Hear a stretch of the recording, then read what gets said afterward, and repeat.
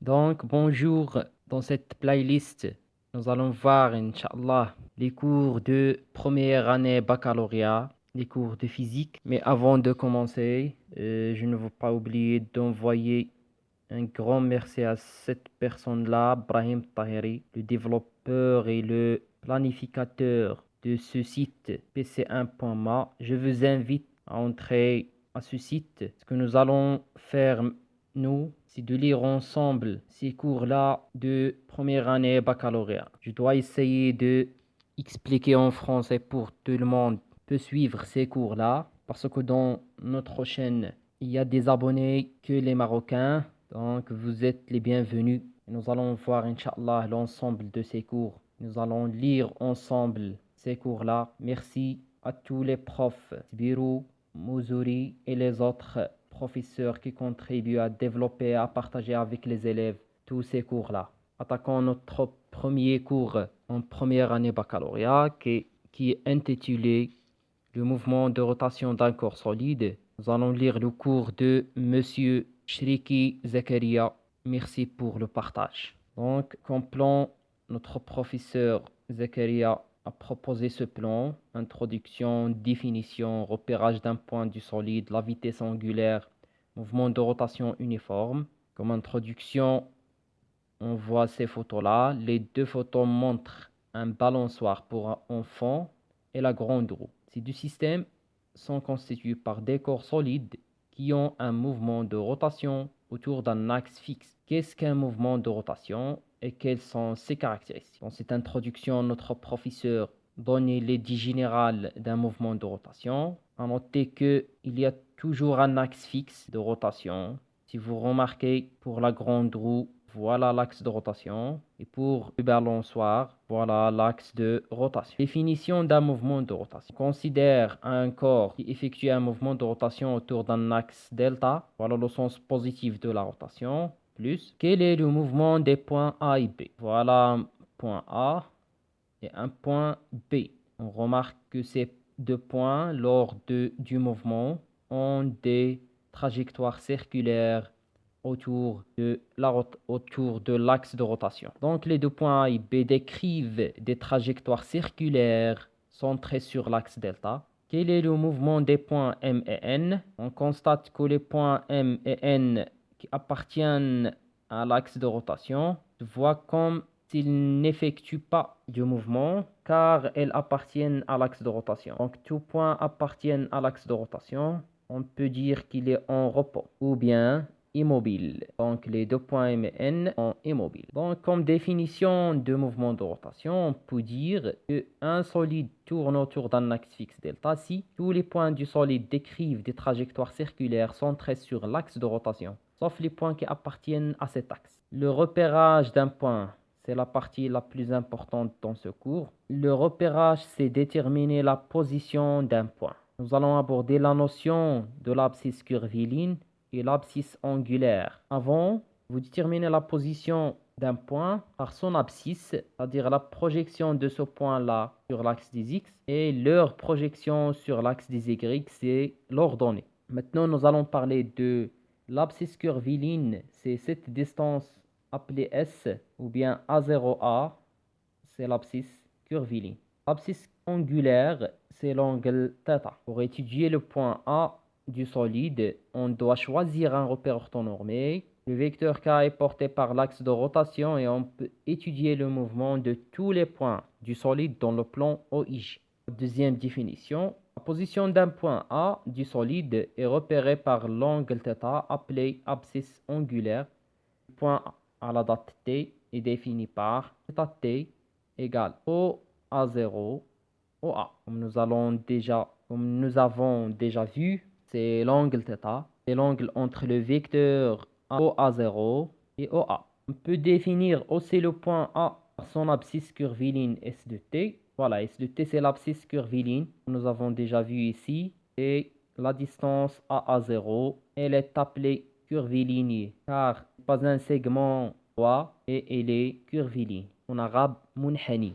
Un autre point, c'est très important, c'est les unités. Donc l'unité de θ, c'est le radian, un angle. S de t, c'est une distance en mètres. L'unité, c'est le mètre. Maintenant à la relation entre l'abscisse curviligne et l'abscisse angulaire. C'est très important. S de t égale R fois θ de t. Avec R, c'est le rayon du cercle. Par exemple ici, le rayon OA0 ou bien OA. S de t, l'abscisse curviligne en mètres égale l'abscisse angulaire multiplié par la distance OA0 ou bien le rayon OA0. On écrit S de t égale θ fois R. Cette distance-là est égale le rayon multiplié par l'angle θ en radian. θ en radian, R en mètres, S en mètres. Bien sûr, en unité internationale. Maintenant à la vitesse angulaire moyenne. Cours du mouvement de rotation du solide S1, le point A du solide décrit un mouvement circulaire centré sur l'axe delta. Centre O et de rayon R égale OA. A1, la position du point A du solide à l'instant T1 et A2, la position à l'instant T2. Au cours de la durée delta T égale T2 moins T1, le point A parcourt l'arc A1, A2. Solide tourne d'un angle delta θ égale θ2 moins θ1. Le schéma qui montre problème. Donc on a un corps qui fait le départ de son mouvement du point A0 jusqu'à le point A2. Entre l'instant T1 et T2, il a parcouru la distance 1 à 2. Voilà le delta θ correspond à ce mouvement-là. Voilà le θ2 et le θ1. Maintenant, nous allons voir la vitesse angulaire est égale à la différence de l'abscisse angulaire divisée par la différence entre T2 et T1. Vous vous rappelez bien, on a déjà vu l'année dernière la vitesse rectiligne. Ça, c'est la vitesse angulaire. La vitesse rectiligne est en mètres par seconde, c'est-à-dire combien vous avez parcouru de mètres en unité de temps. La vitesse angulaire en radians par seconde, c'est-à-dire combien vous avez parcouru, ou bien quelle est la valeur de l'angle que vous avez balayé autour du mouvement par unité de temps. Donc, il est en radians par seconde. Vitesse angulaire instantanée, un peu similaire à la vitesse rectiligne instantanée. Entre deux positions, on cherche la vitesse instantanée dans la position intermédiaire. Par exemple, si on cherche la vitesse angulaire instantanée au point A1, que l'angle balayé entre A0 et A2 divisé par la différence de temps T2 moins T0. Si par exemple on cherche la vitesse angulaire instantanée à ce point-là, A0, il faut qu'on a notre point avant ce point-là et un point après. On cherche la vitesse instantanée dans ce point intermédiaire. En général, c'est toujours la même relation delta θ sur delta t. Différence angle balayé divisé par la différence de temps. Un exemple, si par exemple vous cherchez, nous avons déjà vu la vitesse instantanée au point A1, bien, on cherche maintenant la vitesse instantanée au point A2 et que θ moins θ1 divisé par T3 moins T1. C'est-à-dire on cherche la position avant de A1, A2, la position après A2. On fait la division de la différence des θ, les angles, sur la différence temps. T3 moins θ1 sur T3 moins T1.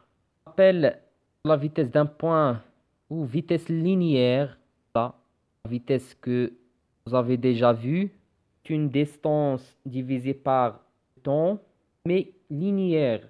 C'est pas angulaire. En mètres, quelque chose en mètres par temps. Donc, une relation très importante. On sait que la vitesse linéaire, c'est une distance, c'est l'abscisse curviligne divisée par la durée delta t. Maintenant, nous allons remplacer ce delta s par la relation déjà vue au début du cours. Delta s égale R fois delta θ. C'est l'abscisse curviligne, c'est le rayon cercle. Et le delta θ, c'est la différence d'angle. En remplaçant ce delta S, R delta θ, cette relation, on va avoir T égale R fois delta θ sur le delta T. Or, ce delta θ sur delta T que la vitesse angulaire aura finalement V égale R fois oméga. Étude expérimentale, la vérification expérimentale de la relation V égale R oméga. Expérience qui montre la vérification de cette relation.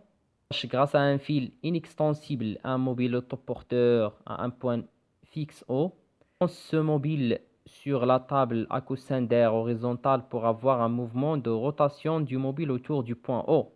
On enregistre la position du point A, conduit avec le centre d'inertie de l'autoporteur à des intervalles de temps successifs égaux, temps égale 40 millisecondes. On obtient l'enregistrement suivant, avec une échelle réelle.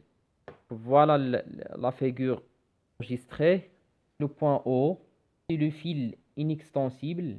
Lorsqu'on l'autoporteur effectue un mouvement de rotation autour de O. Résultat donc. D'abord, quelle est la nature du mouvement du point mobile? Mouvement de rotation. Le fil est inextensible. Il représente le rayon de cercle que nous allons avoir lorsque l'autoporteur continue à autour de O. Nous allons avoir un mouvement de rotation autour de O. Sur du mouvement, c'est un mouvement de rotation, un mouvement circulaire. Sur le rayon R de la trajectoire en centimètres, puis exprimé en mètres. Donc, les mesures pratiques. Le professeur mesuré, il a trouvé 4,3 cm, c'est-à-dire 0,043 mètres. Ensuite, tableau, très important. Après le remplissage de ce tableau, l'ensemble des données exploitées de l'expérience sont par la suite delta θ, delta t, deux données, delta θ divisé par le delta t, ça va nous donner oméga, angulaire. SI, c'est curviligne, obtenu en multipliant le R par ses valeurs θ. Ensuite, delta SI a un exemple, par exemple, distance A0, A2. Donc, on remplir delta SI à partir de SI. Ensuite, VI de la division de delta SI par le delta T. Par la suite, vérifier la relation V égale R oméga. Calcul d'un certain échantillon de ces valeurs de ce tableau. Lorsqu'un solide est animé d'un mouvement de rotation uniforme, angulaire et constante, cri 0 égale delta θ, delta t. Le delta θ, ce n'est que la multiplication de delta t fois oméga 0. Caractéristique du mouvement de rotation, période, vu l'année dernière, durée, c'est quoi la période? Présente temps ou bien la durée nécessaire pour effectuer un tour. Exemple, point du solide qui appartient au solide, qui tourne en 2 secondes, on dit que la période de ce mouvement est 2 secondes, etc. On va voir cette relation, comment elle a été élaborée. Comment un cercle pi en radian, temps nécessaire tu es un tour, c'était oméga 0, vitesse angulaire, que delta θ, en le cas d'un tour, c'est 2π, et par la durée nécessaire pour faire un tour, c'est t, le grand T, oméga 0 finalement, égale 2π sur t. Cette relation-là, oméga 0 égale 2 sur t, t égale 2π sur oméga 0. Finir par la fréquence, voilà 1 sur t, et 0 sur 2π. Voir les applications d'une autre vidéo, Inch'Allah. Souhaitez suivre avec nous en Teams. Vous avez des questions, si pas, voyons votre email lequel accéder à Teams. Voyons vos emails lesquels vous pouvez accéder à Teams. À cet email, قرا من تليفونك @gmail.com. ان شاء الله راه كنحاولوا نفسروا بالدارجه مزيان. اللي بغى يتبع معنا لي لايف تيمز مرحبا، الله يسر الجميع. هنايا في لاشين يوتيوب راه كنهضروا شي شويه بالفرنسي باش يتبعوا معنا الاخرين. كاين معنا الناس من الجزائر، تونس، ممكن حتى شي وحدين من فرنسا ممكن يتبعوا معنا. نكملوا كلشي بالفرنسي. الله يوفق الجميع. اللي عنده شي سؤال على حساب تيمز وهذا الشيء يرسل لهذا الايميل @gmail.com. C'est un petit mot pour les Marocains. Pas de vous laisser un j'aime pour la vidéo. S'abonner à cette chaîne. Courage.